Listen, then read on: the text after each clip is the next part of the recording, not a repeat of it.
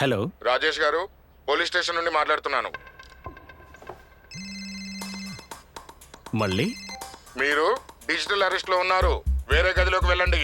ఒక్కరే. మీ పార్సల్లో డ్రగ్స్ దొరికాయి. చాలా కాలం లోపలే ఉంటారు. 10 లక్షలు ఇవ్వండి, బతికిపోతారు. సార్ అంత డబ్బా? ఒక లింక్ పంపాము, ఇప్పుడే ప్రాసెసింగ్ కోసం 2 లక్షలు పంపండి, మిగిలింది తర్వాత. సార్ 2 లక్షలు. ఏమైంది నాన్న? అమ్మా, ఇతను అంటున్నాడు నా పార్సల్ డ్రగ్స్ దొరికాయట. అరే, కట్ చేసావా? కంగారు పడకండి నాన్న.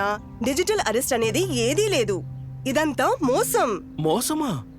పోలీస్, బ్యాంక్, ఆర్బీఐ వంటి వాటి పేర్లతో వస్తున్న సైబర్ నేరగాళ్ల ఫోన్ లేదా వీడియో కాల్ తో జాగ్రత్తగా ఉండండి.